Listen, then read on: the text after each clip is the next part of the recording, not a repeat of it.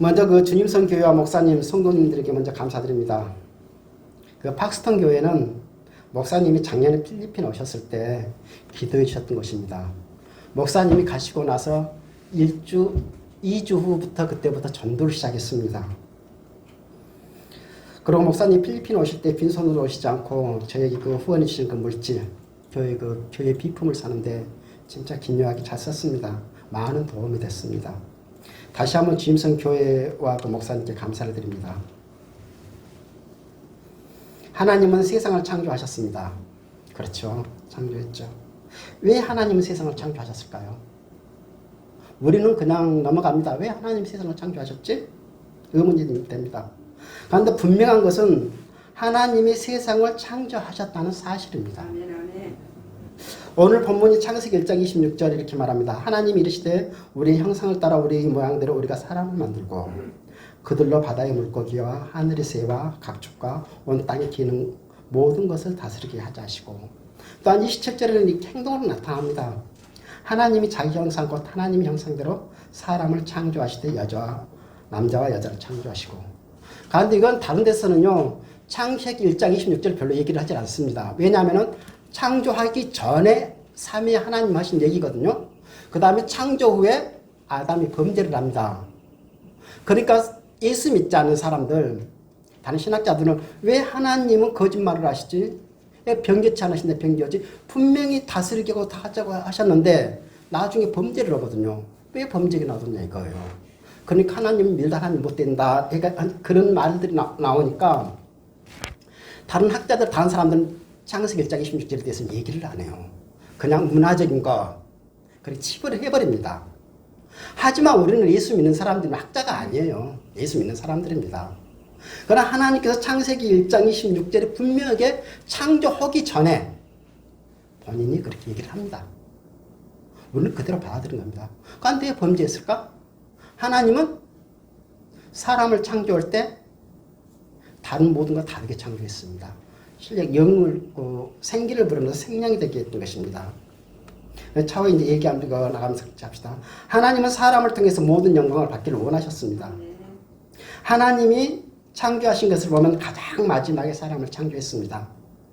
무대를 다 만들어 놓고 사람을 살 수 있도록 한 것입니다. 그러면서 1장 28절에 이렇게 합니다. 하나님이 그들에게 복을 주시며 하나님이 그들에게 이르시되 생육하고 번성하여 땅에 충만하라. 땅을 정복하라. 바다의 물고기와 하늘의 새와 땅에 움직이는 모든 생물을 다스리라 하시니라. 즉 그들에게 복을 주시며 하나님이 그들에게 이르시되 생육하고 번성하여 땅에 충만하라. 모든 것을 다스려라. 명령을 주셨던 것입니다. 그래서 그 모든 것을 다스리기 위해서는 다른 창조물과 좀 다른 것이 있어야 되거든요. 다 분명히 다른 것이 있어야 됩니다. 그래서 창세기 2장 7절에 이렇게 말합니다. 여호와 하나님이 흙으로 사람을 지으시고 생기를 극화에 불어넣으시니 사람이 생명이 된지라. 다른 데는 하나님이 생기를 불어넣었다는 얘기가 없습니다. 오직 사람에게만. 왜? 모든 것을 다스릴 수 있는 그 권한을 가져야 되기 때문에, 하나님의 형상대로 창조를 돼야 되기 때문에. 그리고 또 하나님이 사람을 지으시고 하나님이 창조하신 모든 것을 다스리게 하신 것은, 하나님은 다른 모든 걸 통해서 영광을 받지만은 특히 사람을 통해서 영광을 받기를 원하셨다는 겁니다. 그건 진리입니다. 하나님께서 나무, 꽃든 모든 자연 만물을 통해서 영광을 받으십니다. 그렇지만은 내가 너희를 다스리게 하자. 만들어 다스리게 하자. 그러면서 생기를 불어넣고 생명이 됐다. 그런 것은 바로 모든 너희는 대표가 된다. 바로 대표된 너희가 나를 영광을 올리게라. 이거는 바로 하나님은 우리의 왕이 되시고 우리는 하나님의 백성이 되기를 원하셨던 것입니다. 그래서 레위기 26장 12절에 나는 너희 중에 행하여 너희 하나님이 되고 너희는 나의 백성이 될 것이니라. 다음 에레미야 11장 4절 이렇게 말합니다. 이 언약은 내가 너희 열조의 세무풀 애굽 땅에서 이끌어내던 날에 그들에게 명한 것이라. 곧 내가 이르기를 너희는 나의 목소리를 청종하고 나의 모든 명령을 쫓아 행하라. 그리하면 너희는 내 백성이 되겠고 나는 너희 하나님이 되리라. 에레미야 30장 22절 이렇게 말합니다. 너희는 내 백성이 되겠고 나는 너희 하나님이 되리라. 고린도후서 6장 16절 이렇게 말합니다. 이와 같이 하나님이 가라사대 내가 저희 가운데 거하며 두려 행하여 나는 저희 하나님이 되고 저희는 나의 백성이 되리라 하셨느니라. 그러면 또 이사야 43장 21절에 이렇게 말합니다. 이 백성은 내가 나를 위하여 지었나니, 분명히 얘기합니다. 이 백성은 내가 나를 위해서 지었다. 바로 나의 찬송을 부르게 하려 함이니라. 바로 하나님께 영광을 올리기 위함이다. 찬송을 부리면서 하나님께 영광을 올려라. 바로 그 뜻입니다. 사랑하는 성도 여러분, 하나님이 창조하신 세계를 다스리기 위해서는 무언가 특별한 것이 있어야 했습니다.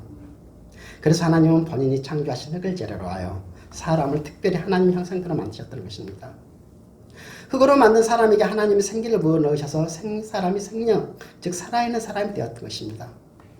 이처럼 사람에게 영혼을 주신 것은 영이신 하나님과 교제를 하도록 하기 위해서인 것입니다. 이것이 동물, 다른 것과 완전히 다른 것입니다. 동물은 생명체만 있지만 사람은 하나님이 주신 영혼이 있다는 것입니다. 하나님이 이처럼 사람을 하나님의 형상으로 창조하신 것은 모든 만물을 다스릴 수 있는 특권을 주기 위한 것입니다. 하나님은 첫사람 아담이 아름답고 살기 좋은 에덴 동산에서 행복하게 살도록 하셨습니다. 또 만물을 다스릴 수 있는 권한도 주셨습니다. 그리고 하나님은 사람이 행복하게 살기 위해 최초의 사람 아담과 약속을 하게 됩니다. 그 약속은 사람이 온전히 순종하면 생명, 영생을 주시겠다는 약속입니다. 그 약속의 내용은 여러분도 잘 알듯이 선하게 알게 하는 나무의 열매를 먹지 말라 했습니다. 먹는 날에는 반드시 죽는다고 했습니다. 그런데 첫사람 아담과 하와는 하나님의 말씀에 불순종하여 선악과를 따먹음으로 이 약속은 깨어지기만 합니다. 그래서 아담과 하와는 에덴 동산에서 쫓겨나게 되었고 모든 축복과 행복을 잃어버리게 되었던 것입니다. 하나님과 관계가 끊어졌던 것입니다. 사람들은, 예수 믿지 않은 사람들은, 예수를 트집잡기 좋아하는 사람은 이 구절을 얘기합니다. 왜 창세기 1장 26절은 그렇게 말해가지고 아담이 이렇게 범죄하게 만들고 쫓겨나게 만들었느냐? 왜 그랬을까? 생각 한번 해봤을까요? 우리는 십자가를 한번 생각해 봅시다. 왜 예수님이 오셔서 십자가 한가운데 가장 높이 달리셨고 양쪽 양편에 강도를 두었을까요? 하나님은 뭐든지 구원하실 수가 있습니다. 회복시킬 수도 다 그 능력도 있습니다. 왜 그렇게 하셨을까? 하나님께서는 이스라엘 백성에게 목이 고진 백성이라고 얘기를 합니다. 왜? 하나님 형상으로 지음받았기 때문에, 하나님 그 영혼을 가지고 있기 때문에. 그래서 하나님께서는 사람을 억제하지는 않으셨습니다. 자유의지를 두고 너희 마음껏 행동해라. 단지 하나만 지켜라. 그런데 하나님께서는 분명히 1장 26절에 말했거든요. 창조하기 전에 하신 말씀입니다. 약속을 못 지킬 줄 알았을까요? 몰랐을까요? 알았습니다.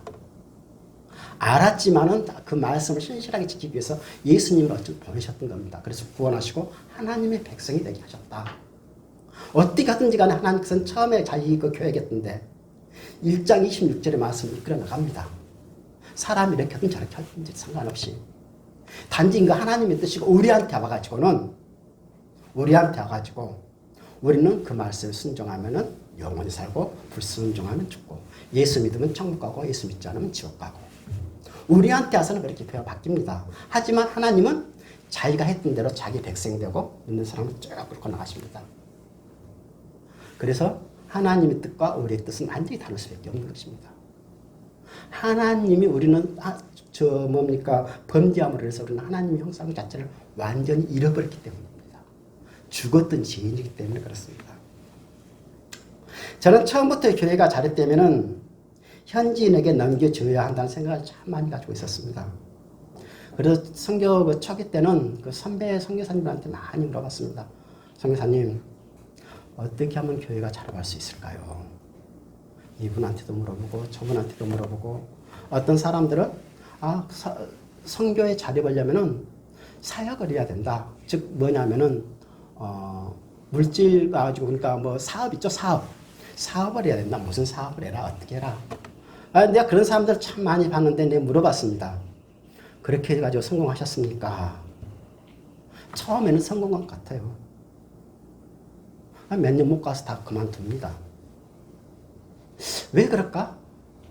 곰곰이 생각해 봤습니다. 그거는 성도를 위한 건 아니거든요. 교회 자체를 위한 건 아닙니다. 몇몇 사람에게만 위한 거죠. 그럼 교회는 공동체의 모임이거든요. 몇몇 사람들 것이 아니에요. 공동체의 모임입니다. 그럼 그 안에서 어떻게 해낼 수가 있는 건가? 그거를 생각했어야 하는데 그걸 빠졌다는 얘기입니다. 그리고 만약에 그 사업이 성공하려면 그 사업의 자리 잡을 때 한국에서 계속 후원을 해줘야 됩니다. 그런데 그들은 할 수 있도록만 해주고 그 다음에 후원을 안 해줍니다. 선교사 혼자 끌어가기 힘들어요. 물질은 없고. 그러니까 몇 년 못 가서 문을 그냥 다 감두게 되는 겁니다. 두 번째는 그거예요. 첫 번째는 교회는 공동체의 모임인데 그 공동체 한꺼번에 해나가면서 성도들이 하나가 되는 그 모든 걸 만들어줬어야 되는데 그게 안 됐다는 거. 그리고 하나는 지속적인 물질 후원이었다 보니까 가다 중단에 어려우니까 수다된다는 거. 그리고 사람들이 생각하기는 내가 이런 거라도 갖고 있어야 사람들한테 보여주기 좋으니까. 사람들한테 보여주기 좋잖아요. 저 쓰레기 매립장에 살 때요. 거기는 완전히 관광지나 다름없던 것입니다. 어떤 분이 우리 거기는 개발이 됐으니까 없는데 어떤 분이 이런 얘기를 했다. 거기 간도가 나오니까 왜 선교사님이 거기 간도습니까? 선교팀 오면은 가서 보여주기 워낙 좋은데. 저는 그 지역에 있을 때요. 이런 기도를 했습니다. 하나님, 이들은 먹는 게 우선입니다. 먹지 않으면 죽습니다. 그렇다고 저희가 물질은 줄 수는 없습니다. 어디서 뭐 준다 하면 다른 데로 다 갑니다. 이단이든 뭐 상관이 없어요. 우선 먹어야 되니까 그리 다 가요. 주일날이든 어딘 간에. 그러면서 몇 년 딱 지나면서 내 마음에 든 게 이겁니다. 그래. 우선 먹고 살아야 되는데. 그러면서 내 기도 제목이 이렇게 바뀝니다. 하나님 이들 형편아시죠? 저는 단지 이들이 죽을 때 예수님만 부인 않게 해주십시오. 그들이 살아간 삶과 어떻게 합니까? 뻔한데 너 왜 그렇게 생활해? 너 왜 이렇게?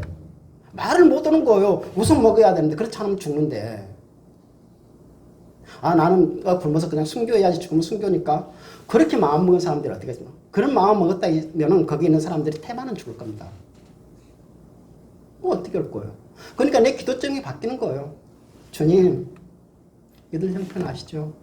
단지 이들이 죽을 때 예수님만 부인 않게 해주십시오. 내 기도점은 그거예요.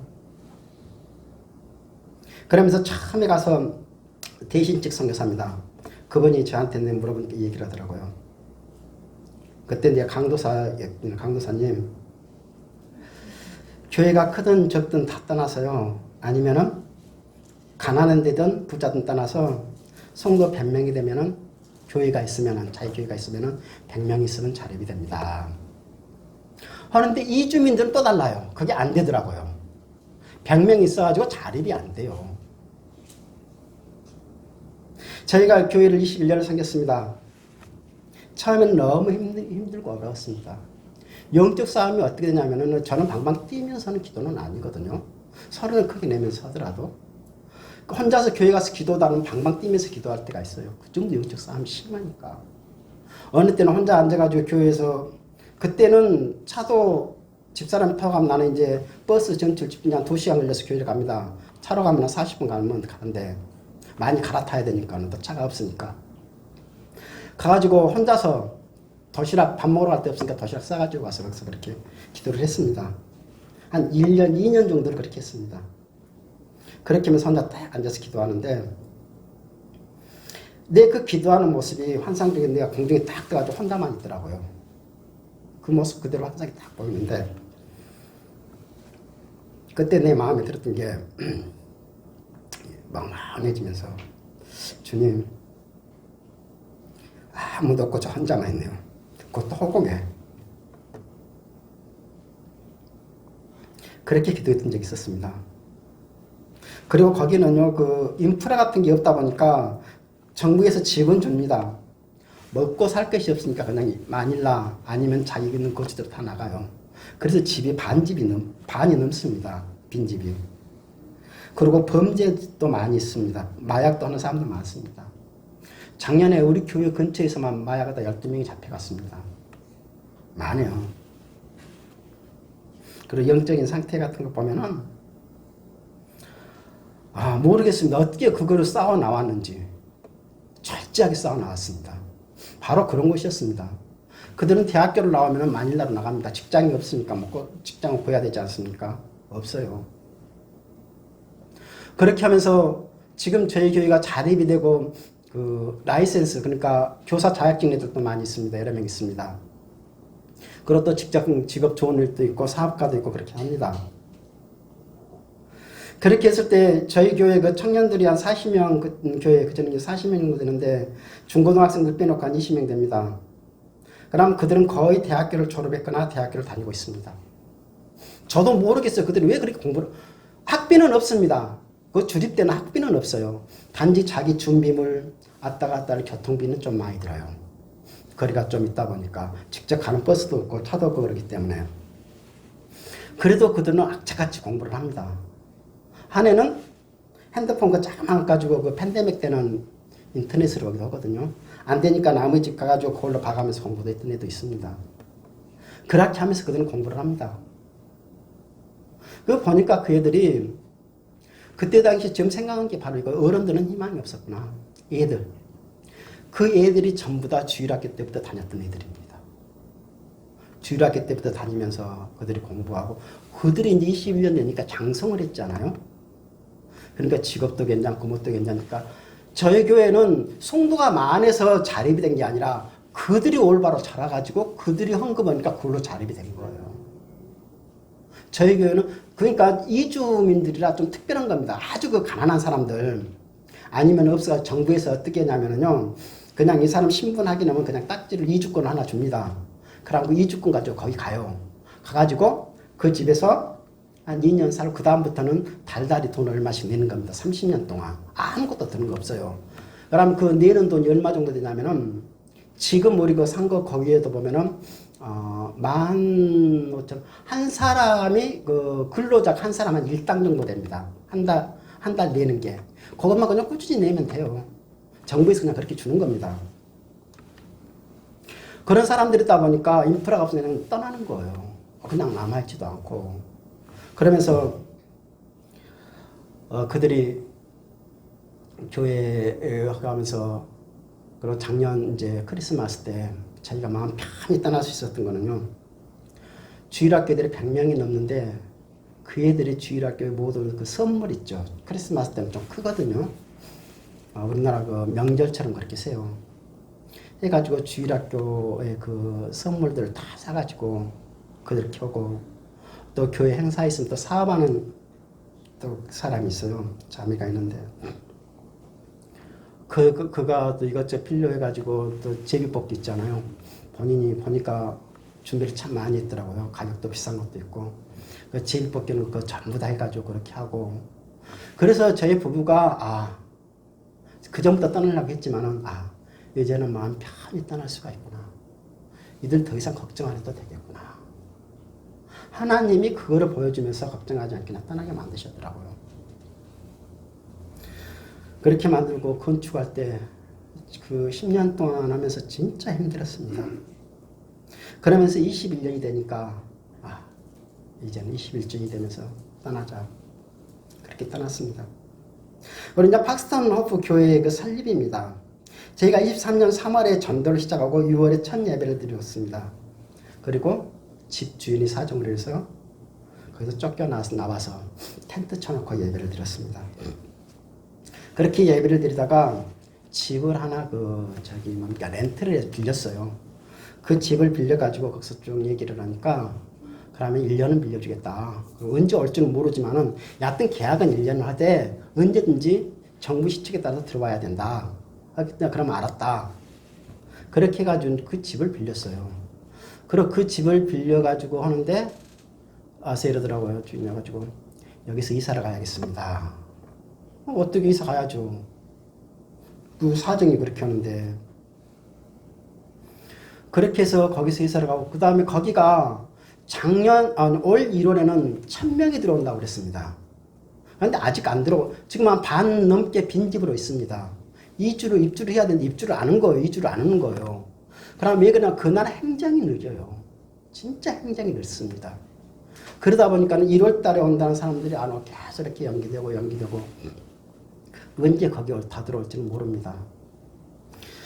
다 들어올지도 모르고 또 거기에는 이 각 지역에서 아주 가난한 사람들이거든요. 그러니까 이주를 이어다 보니까 서로 낯설어요. 낯설다 보니까 이게 예배는 드리는데 융합이 안 되는 겁니다. 그래서 저희가 이제 티타임도 갖고 오는데 융합이 안 돼요.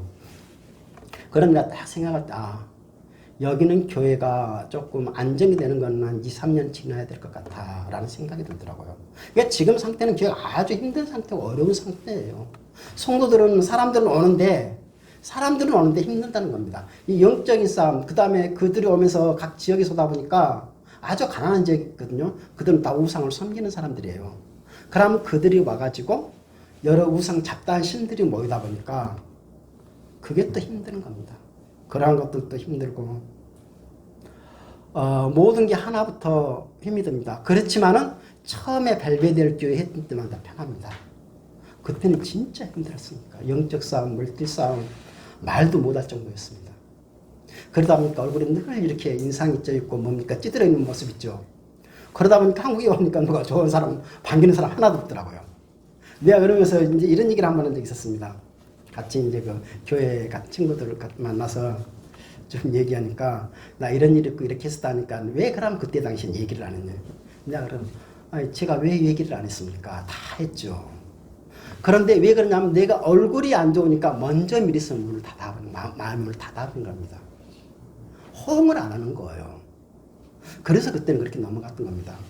그런데 하나님께서는 또 복을 주시고자 한다는 또 다르더라고요. 그들은 알게 모르게 그게 이제 거의 한 1억 가까이 들어갔는데 그 교회에서 후원해 준 데는 별로 없습니다. 단지 대신 그 노회, 수도노회에서 1,000만 원 줬던 게 이제 거의 전부 다예요. 그게 다인데 나름 모르게 이렇게 저렇게 후원해 주면서 건축을 했던 사람들은 땅을 사줬던 사람은 큰 땅을 샀고요. 2년 만에 이런 메일이 왔어요. 하나님이 저희 땅을 얼마나 그 축복해 주셨는지 모릅니다 하면서 엄청나게 큰 땅을 샀다 그렇게 얘기를 합니다. 또 한 사람은 쫄딱 망했던데 하는 얘기가 그때 당시에 내가 이랬거든요. 건축 마무리 후원 좀 해달라. 힘들어서 할 수가 없었던 것입니다. 그래서 몇 개월 동안 나눠서 줬어요. 했던 데는 나만 보면 이럽니다. 선교사님 때문에 저희 회사 이렇게 컸습니다. 그 어려운 과정을 다 견뎌냈다는 거예요.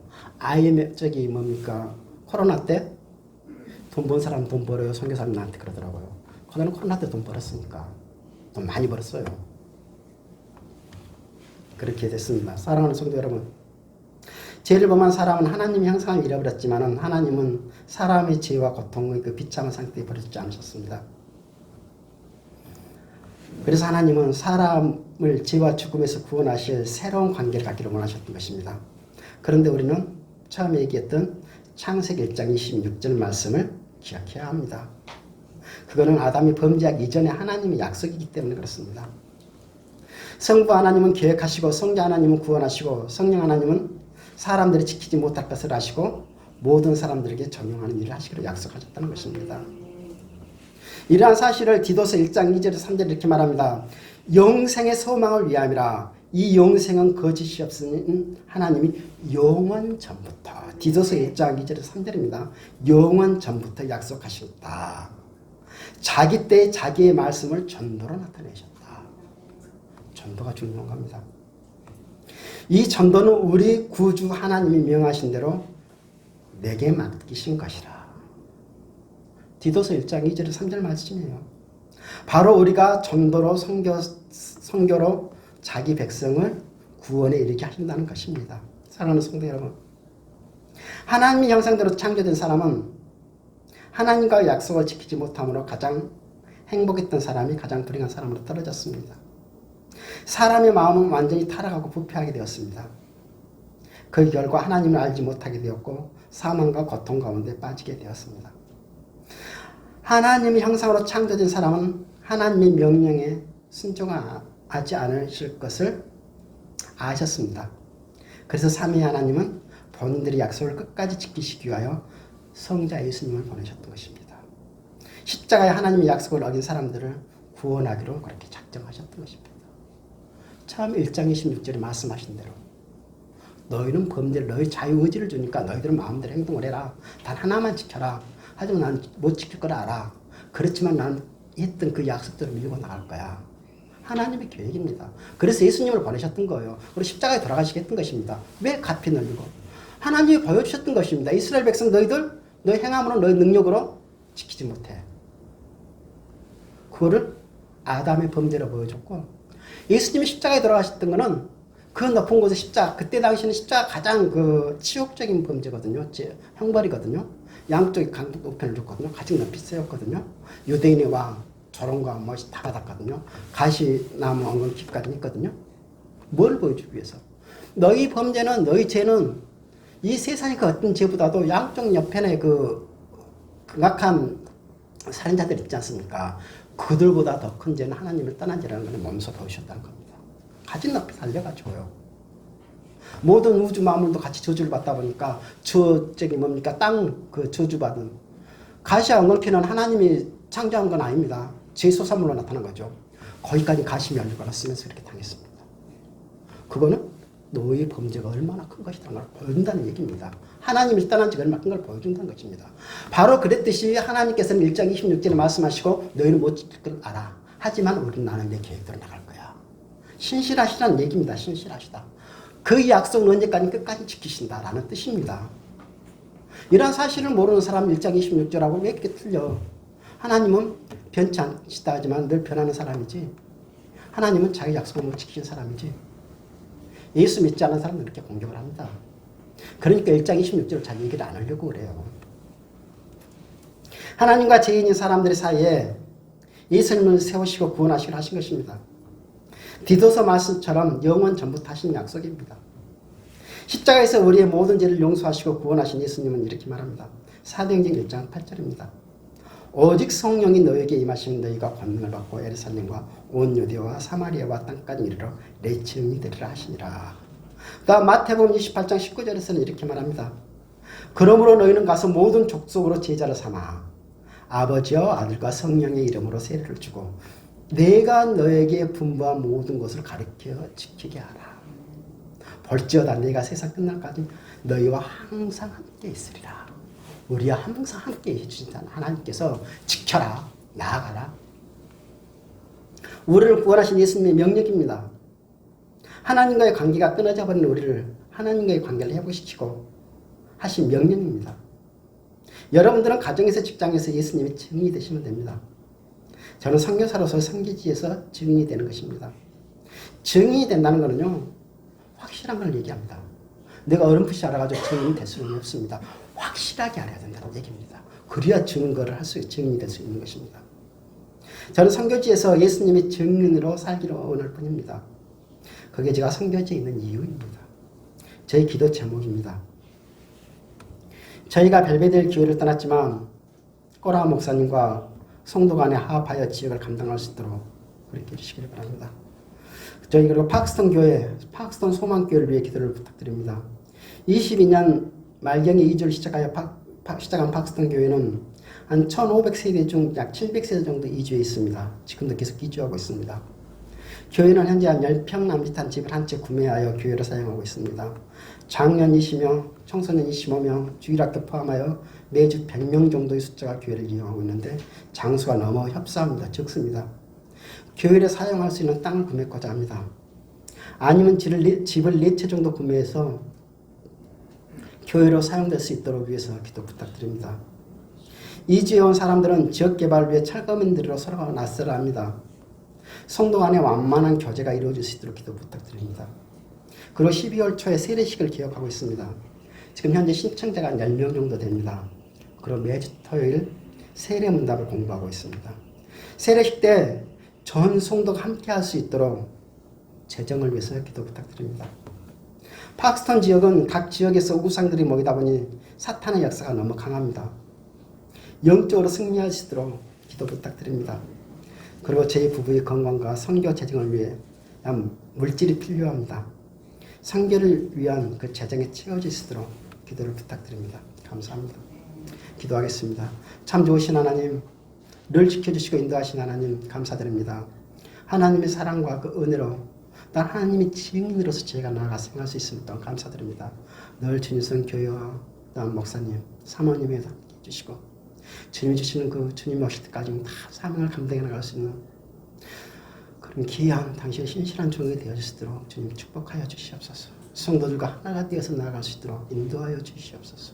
모든 감사를 드리며 예수님의 이름으로 기도드렸습니다. 아멘.